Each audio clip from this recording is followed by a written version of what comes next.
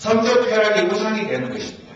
10계명 중에 10번째 계명이 무엇입니까? 이웃집을 흉내지 마라. 이웃의 아내나 남종이나 여종이나 소나 낙이나 그 밖에 이웃의 어떠한 것도 탐내지 말라고 말하고 있습니다. 세 번째는 정욕적인 것, 감각적인 것을 말합니다. 요즘은 감각을 추구하는 시대입니다. 뭐든지 디자인이든 상품이든 뭐든 간에 감각적으로 소위 말하는 어필하지 않으면 팔지가 않습니다. 사람들이 쳐다보지도 않습니다. 그런데 이 정욕적인 것, 감각적인 것이 왜 죄입니까? 이것은 이기적으로 자신의 욕망을 채우기 위해 육체적인 감각에 계획적으로 흥미를 유발시키는 것입니다. 크리스천은 하나님을 기쁘시게 하고 이웃을 섬기는 일이 목적입니다. 감각은 좋은 것입니다. 감각 자체가 죄는 아닙니다. 그러나 그것은 부산물이지 우리 삶의 첫째 되는 목적이 아닙니다. 감각을 우선적으로 추구하게 되면 하나님과 멀어져서 성욕의 노예가 되는 것입니다.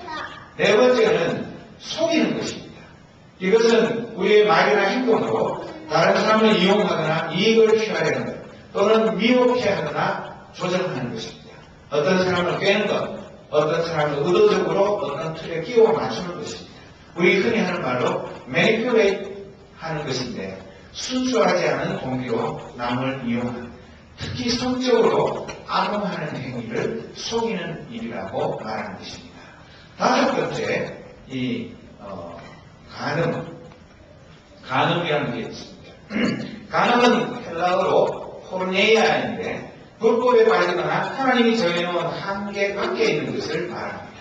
이 단어는 성경에서 우상 또는 매춘으로 번역되기도 합니다.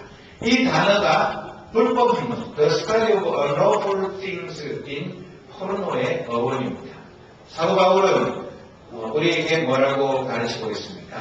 우리 몸은 음행, 간음을 위해서 있는 것이 아니라 주님을 위해 있습니다. 주님은 우리 몸을 위해 계십니다. 여러분의 몸이 그리스도의 지체인 것을 알지 못하십니까? 그렇다면 내가 그리스도의 지체를 떼어내 창녀와 한 몸으로 만들 수 있겠습니까? 그럴 수 없습니다. 창녀와 결합하는 사람은 창녀와 한 몸이 된다는 것을 알지 못하십니다.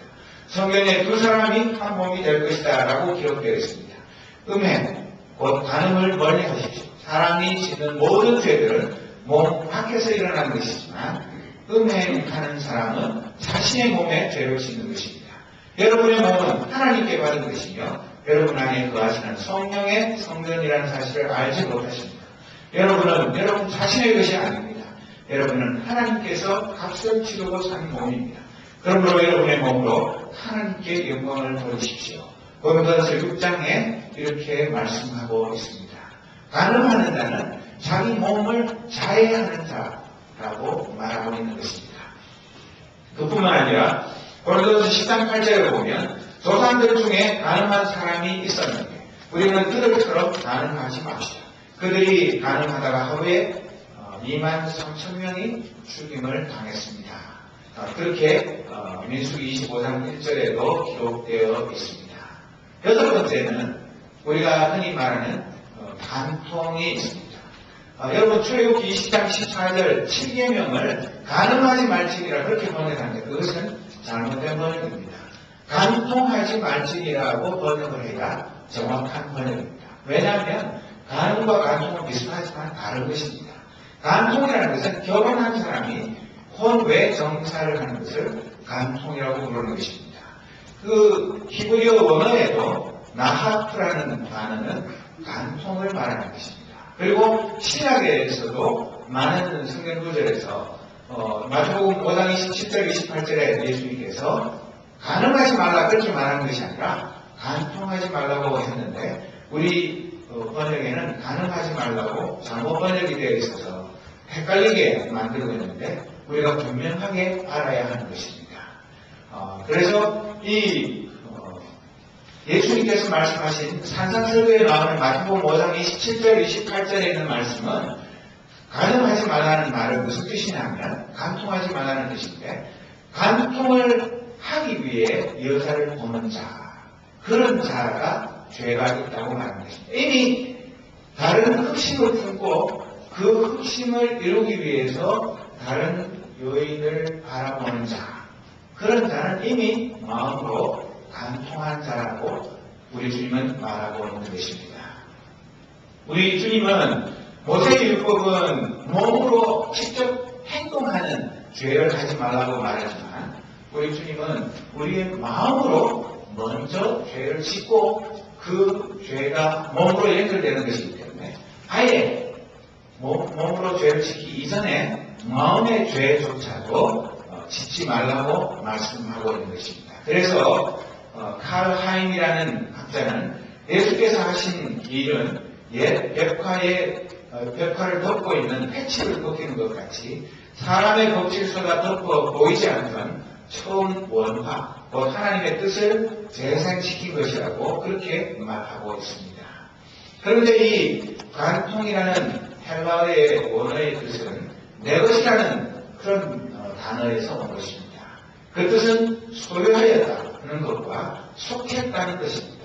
간통이라는 말은 그러니까 우리의 애정이나 로맨틱한 기량을 우리의 것이 아니거나 우리가 속해 있지 않은 것에 준다는 뜻입니다. 간통은 결혼한 사람의 경우에 쓰는데 이는 결혼한 사람은 이미 어느 한 사람에게 속해 있기 때문에 그렇습니다. 김시영아는 우리의 배우자 외에 다른 어느 누구와 관계를 가진 적이 없을지라도 성적인 면이나 또는 로맨틱한 생각에 젖어 다른 이성을 향해 마음을 돌린 적이 있다면 예수님께서 이것을 간통이라고 하십니다. 그것은 우리에게 속하지 않은 것을 자신을 위해 원하는 것이다. 우리의 동기가 그 선을 넘어가면 이것만으로도 우리는 간통한 것이나 다름없다. 때때로 우리는 이것을 단지 감정적인 애착이라고 변명을 한다. 그러나 이것은 로맨틱한 매력을 품은 것이고 또 배우자가 아닌 다른 사람에게 마음을 준 것이기에 분명히 한계를 넘은 것이다. 그렇게 말하고 있습니다. 여러분, 이 말이 너무 지나치다고 생각하십니까? 야, 그러면 죄 안 지은 사람이 지구상에 누가 이렇게 결혼한 사람 치고 다른 여자를 볼 때 순수하게 그냥 자매를 보듯이 내 여동생을 보듯이 그렇게 아무 이상한 생각 안 가지고 평생을 바라보면서 사는 사람이 몇 명이나 됩니다. 그렇습니다. 우리는 무의식 중에도 그런 마음으로 짓는 간통죄를 짓기가 너무나 쉽습니다. 그렇기 때문에 이 예수님의 말씀, 우리 모두에게 죄의식을 가지고 나는 간통한 사람이야. 나는 옛날처럼 이마에나 어깨에 스카르테를 어덜트리 A자를 크게 새기고 그 영화에 나오는 것처럼 그 간통한 여자가 지나가면 남자는 그렇게 안 하는데 여자만 별나게 앞뒤로 북을 치거나 나팔을 불어가지고 이 간통한 부정한 여자가 지나가니까 여러분들은 다 이 여자를 피하시고 이 여자는 더러운 여자예요. 그렇게 나팔을 불지 않았을 뿐이지 우리 마음속에 나도 모르게 무의식 중에 이런 간통의 죄를 짓기가 너무나 쉽기 때문에 죄의식에 사로잡히라는 것이 아니라 우리가 그만큼 연약한 존재라는 것을 기억하면서 하나님 앞에 순결한 삶을 살도록 열심히 성령에 사로잡힌 삶을 살도록 우리를 권면하고 있는 것입니다.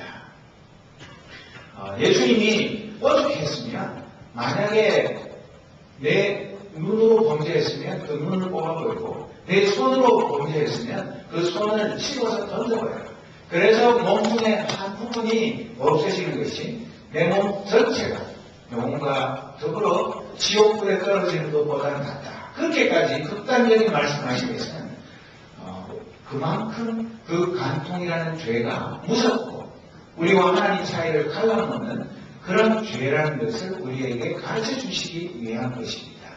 여러분, 정말로 그 말씀대로 했다면 눈 100개가 있어도 남아나지 않고 팔이 1000개가 있어도 다 자르고 전부 몸통만 남아있는 그런 우리의 모습이겠지만 그러나 우리는 정말 이 말씀이 의미하는 바를 바로 이해해서 우리가 간음이든 간통이든 간에 하나님이 정하신 그 범위를 넘어서지 않고 그 안에서 순결한 성적인 생활 그런 것을 하는 것이 하나님 앞에 떳떳하고 사람들 앞에서도 떳떳한 그런 우리의 삶이라는 것을 우리가 기억해야 하는 것입니다.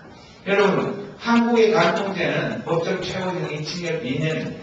그러나 한국 사회도 여러분들이 다 들어서 아시겠지만 옥소리가 간통죄 위헌 신청을 냈고 간통죄 폐지를 주장하는 이야기가 갈수록 더 늘어납니다. 헌법재판소는 2009년 12월에 혼인빙자 간음에 대한 처벌위원회라고 6대3으로 판결해서 이제는 혼인빙자 간음이라는 죄가 없어져 버렸습니다. 내가 당신하고 결혼할 테니까 나랑 하룻밤 잡시다. 거짓말 한 것도 처벌할 수 없도록 그렇게 법이 바뀌었습니다. 그러니까 이제는 마음먹고 거짓말하고 유부남이 총각이라고 유부녀가 처녀라고 속이고 자기 멋대로 살아도 된다 그런 얘기입니까? 그렇지 않습니다. 이 세상의 법은 그렇게 바뀌었을지 모르지만 하나님의 법은 한 번도 바뀐 적이 없습니다. 미국에도 간통죄를 처벌하는 주는 몇 주 되지 않습니다. 대부분의 주는 간통죄를 폐지했습니다. 그리고 한국, 스위스, 필리핀, 대만, 멕시코 이 정도만 간통죄가 남아있지만 그 외에 대부분의 나라에서는 이미 간통죄라는 것은 없어져 버렸습니다. 아무리 세상이 간통죄를 없애서 더 이상 간통은 죄가 아니라고 말할지라도 하나님 앞에서는 엄연한 무서운 죄인 것을 우리는 분명히 기억해야 하는 것입니다. 여러분, 이 하나님이 주신 선물인 이 성은 결혼 안에서 두 사람이 가지는 사랑과 친밀함이 넘쳐오르도록 하나님께서 친히 만드신 것입니다. 많은 면에서 이 성은 세례나 성찬과 같은 것입니다. 세례와 성찬은 우리 죄인이 사람의 내면 속에 일어난 어떤 중요한 변화의 상징입니다. 내가 죄를 고백하고 예수 그리스도의 십자가의 보혈로 구원 얻은 하나님의 백성이라는 것을 고백하고 세례를 받습니다. 그 세례를 받은 사람들이 주님의 피와 살을 기념하는 성찬에 참여하는 것입니다. 그것으로 우리가 영적으로 주님과 내가 하나가 되는 커뮤니언을 이루는 것입니다. 그와 마찬가지로 이 성이라는 것도 하나님이 정하신 남편과 아내가 서로 조합해서 한 몸이 되는 이 신비를 체험하는 이것이 하나님이 정하여 놓으신 창조의 원리이기 때문에 이것을 벗어난 어떤 행위도 진정한 성적인 쾌락과 만족을 줄 수가 없습니다. 그래서 아무리 미국이든 어느 나라든 간에 성에 대해서 반대한 나라도 부부 강간죄는 엄연히 있고 우리나라에서도 부부 강간죄는 처벌받습니다. 왜 그렇습니까? 부부인데 당신은 내 남편이고 아내인데 내 마음대로 살아도 되는데 내가 요구할 수 있는 권리가 있는데 일방적으로 하는 것은 그거는 폭행이 되기 때문에 그렇게 해서는 서로가 만족할 수 없고 그럴 권리가 없기 때문에 부부 강간죄는 처벌을 하고 있는 것을 우리가 생각한다면 부부 간에도 법적으로 합적인 부부가 할지라도 서로 사랑하는 마음이 없으면 아무런 성적인 만족을 얻을 수 없는 그런 것들을 생각할 때 하물며 부부가 아닌 그런 관계에서 특히 미혼 남녀들이 많은 우리 교회의 특성상 데이트를 할 때 혼전 순결을 시키는 것 이것이 너무나 우스꽝스러운 옛날 이야기처럼 들려서는 정말로 곤란해요. 하나님께서는 결혼하기 전까지는 남자든 여자든 순결을 유지했다가 결혼하고 난 후에 비로소 서로가 자기 몸을 허락하도록 하나님께서는 그렇게 원리를 만드셨기 때문에 자기 자신을 함부로 결혼하기 전에 남에게 맡기는 것은 나 자신을 부끄럽게 하는 것이고 성령의 전인 우리의 몸을 더럽히는 행위인 것을 우리가 분명히 깨달아야 하는 것입니다.